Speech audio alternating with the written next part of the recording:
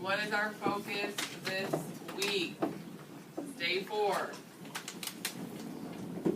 Talk to your base partner. So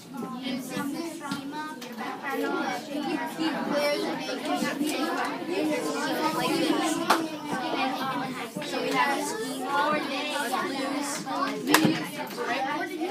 just like last one. 5, 4, 3, 2, 1. Nate, share what you talked to your partner about. You take your schema and your evidence and you put it together and it's an inference. Alright, so let's do it together. We take our schema. We take our schema plus our evidence equals an inference. Alright, 3 more times. We take our schema, we take our evidence equals an inference. We take our schema, we take our evidence equals an inference. One more. We take our schema, we take our evidence equals an inference. Alright, Kirsten, remind me, what is schema? Your background knowledge. Okay, right, what we already know in our brain. So today we're actually going to be reading a story. So I need you to find your way when I say go to the carpet with a clipboard and a pencil, and that'll be it. Please make a wise choice about who you choose to sit next to, because I would hate to have to move you. Go.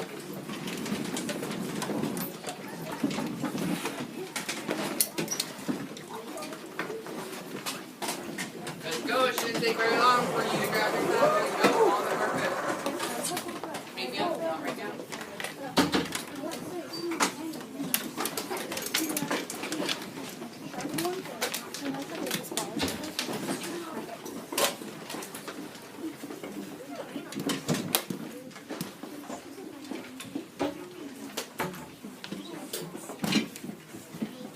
I don't fight. Let's go. Move closer. Come on. Alright. Your graphic organizer is being passed back to you. Take one, pass it back. Make sure you put your heading on top.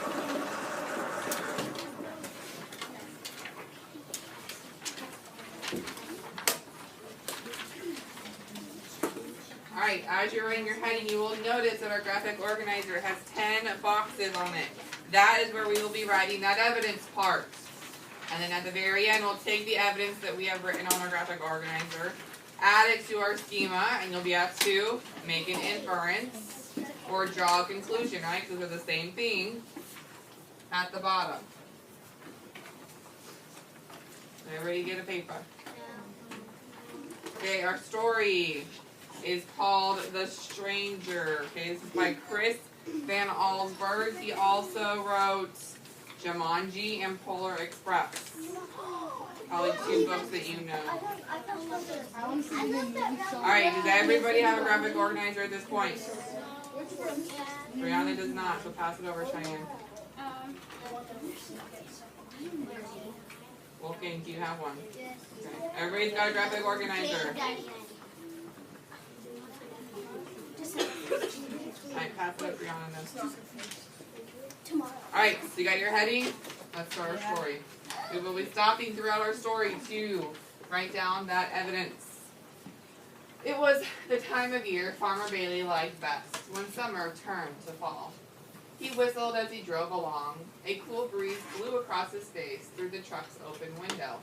Then it happened. There was a loud thump. Mr. Bailey jammed on his brakes. Oh no, he thought, I've hit a deer.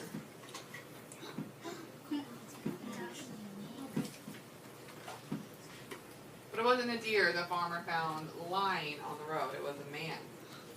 Mr. Bailey knelt down beside the still figure, fearing the worst. Nate, what do you think the worst is? That he's dead. Right, that's a good inference. Then suddenly, the man opened his eyes. He looked up with terror and jumped to his feet. He tried to run off, lost his balance, and fell down again. He got up again, but this time the farmer took his arm and helped him to the truck.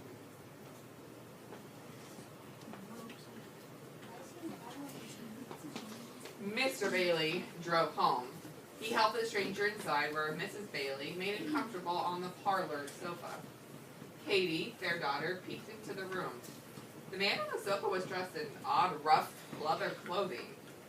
She heard her father whisper, "Must be some kind of hermit, sort of fellow who lives alone in the woods."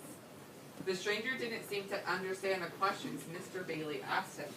"I don't think," whispered Mrs. Bailey, "he knows how to talk." Alright, we've got 2 clues that we're going to put in box number 1. He doesn't know how to talk, and he's wearing odd, rough leather clothing. So he doesn't know how to talk. These both go in box number 1. He's wearing odd, rough leather clothing.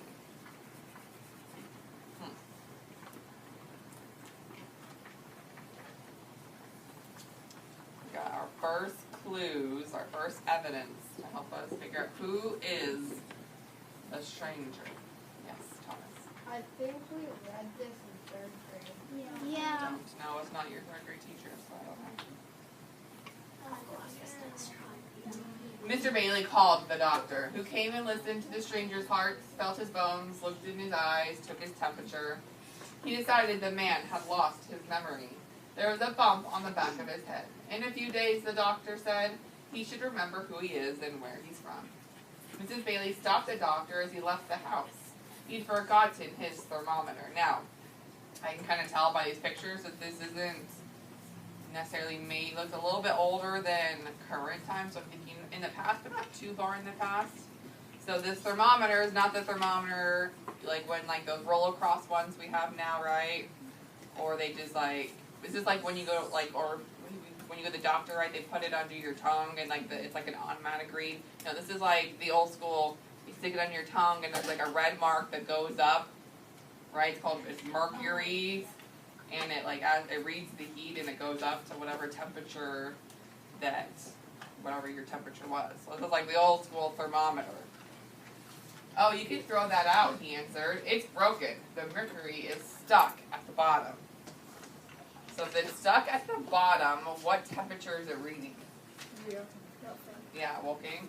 32 degrees. Huh? 32 degrees Fahrenheit. Probably lower than that. I'm thinking probably 0. Okay, like, so it's like below freezing. So either A, it's broken, or B, this man has a really, really cold temperature. I would say that's our first clue. The thermometer was broken for box number 2. And the second thing is that he's lost his memory. Whoever this man is, right? So do your best with thermometer. So it's either broken, and it's either broken because it's actually broken, or this man has a temperature of below freezing,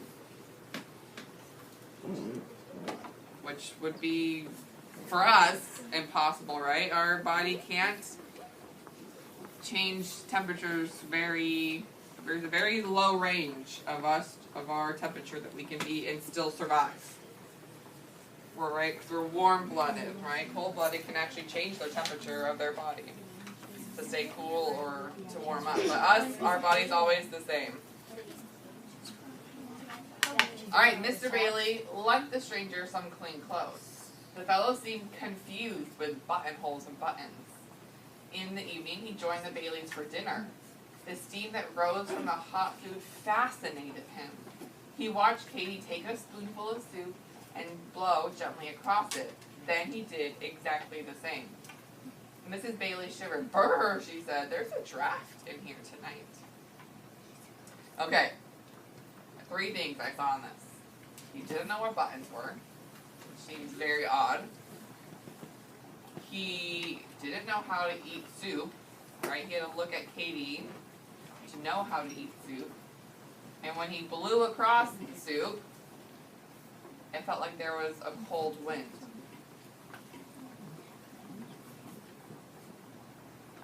So 3 different clues for box number 3, right?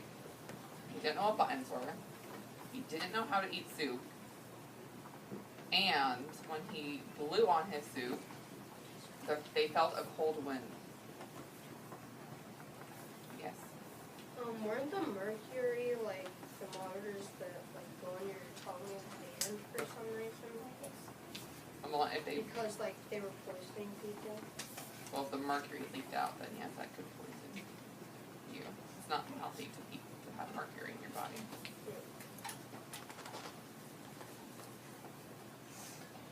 This is a very strange fellow indeed. The next morning, Katie watched the stranger from her bedroom window. He walked across the yard toward two rabbits. Instead of running into the woods, the rabbits took a hop in his direction. He picked one of them up and stroked his ears, then set it down. The rabbits hopped away, then stopped and looked back, as if they were expecting the stranger to follow. So what's the clue from this page for box number 4? Animals like him. Okay, the animals like him. Not only do they like him, it seems like they trust him, they know him. Like he's their leader.